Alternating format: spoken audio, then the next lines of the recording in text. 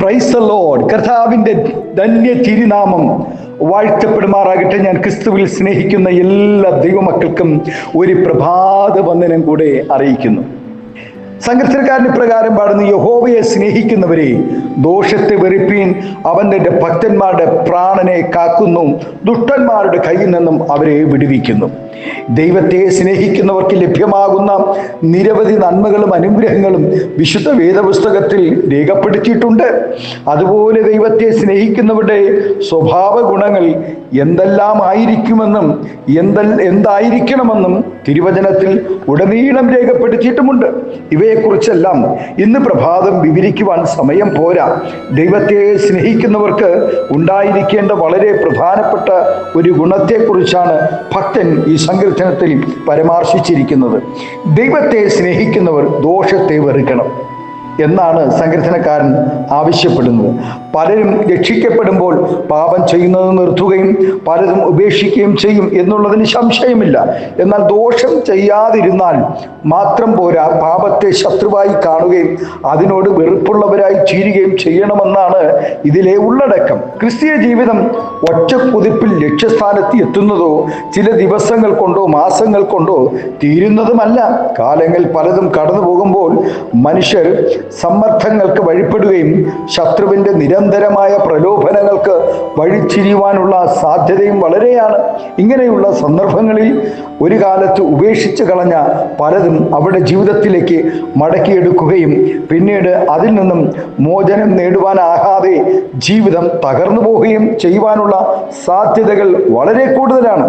എന്നാൽ ഒരു ദൈവ പൈതൽ ദൈവത്തെ സ്നേഹിക്കുകയും എല്ലാ പാപത്തെയും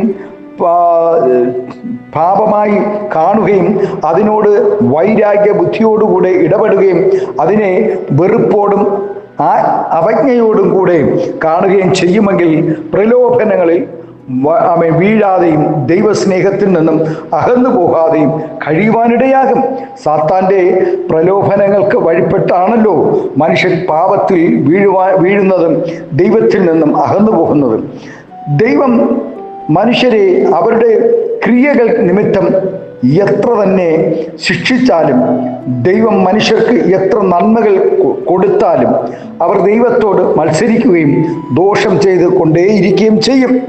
മനുഷ്യൻ്റെ ഹൃദയനില പരിശോധിച്ച ദൈവം പറയുന്നത്, ഭൂമിയിൽ മനുഷ്യൻ്റെ ദുഷ്ടത വലിയതെന്നും അവൻ്റെ ഹൃദയ വിചാരങ്ങളുടെ നിരൂപണം ഒക്കെയും എല്ലായ്പ്പോഴും ദോഷമുള്ളത് എന്നും അത്രേ യഹോവ കണ്ടു.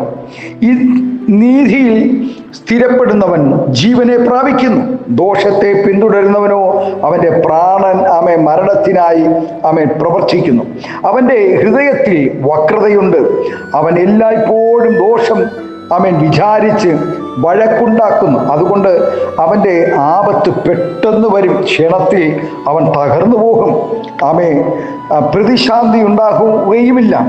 ദോഷം വെറുക്കത്തക്കവരെ ദൈവം വെറുക്കുന്നു. ഹല്ലേലൂയ.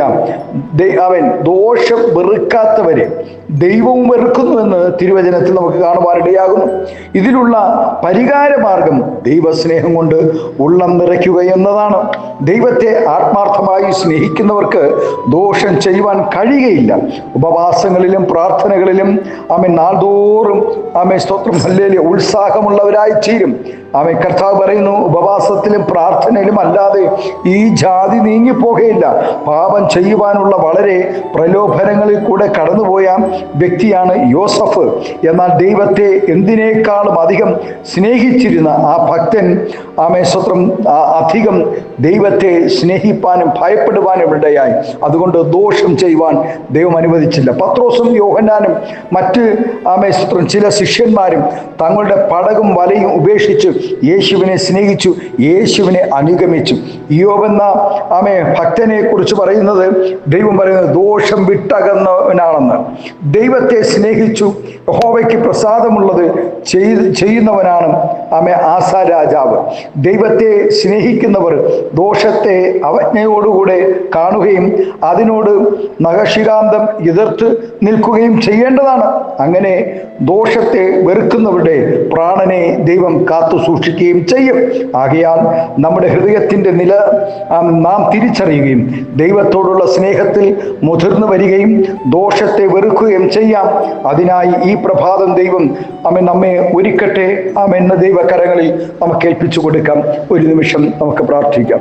പരിശുദ്ധ പിതാവേ, സ്നേഹവാനായ ഞങ്ങളുടെ നല്ല ദൈവമേ, അനുഗ്രഹം പ്രശാന്തമായ നല്ല പ്രഭാതത്തിനായി നന്ദിയോടെ സ്തോത്രം ചെയ്യുന്നു. യഹോവയെ സ്നേഹിക്കുന്നവരെ ദോഷം വിട്ട് അകലുവിൻ.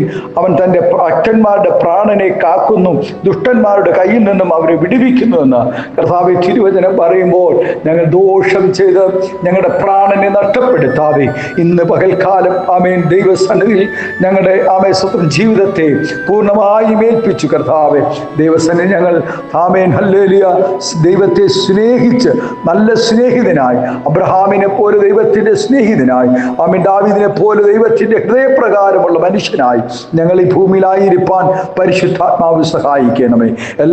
എല്ലാ കർത്താവ് എൻ്റെ ദാസിദാസന്മാരെയും ഈ പ്രഭാതം അനുഗ്രഹിച്ച് പ്രാർത്ഥിക്കുന്നു. ഈ ശബ്ദം ശ്രവിക്കുന്ന ദൂരത്തും ചാരത്തുമായിരിക്കുന്ന എല്ലാ ദൈവകുഞ്ഞുങ്ങളെയും ഏൽപ്പിച്ച് പ്രാർത്ഥിക്കുന്നു. ഇവിടെ എല്ലാ ആവശ്യങ്ങളുടെ നടുവിലും സ്വർഗം കൂടെ ഇരിക്കണമേ.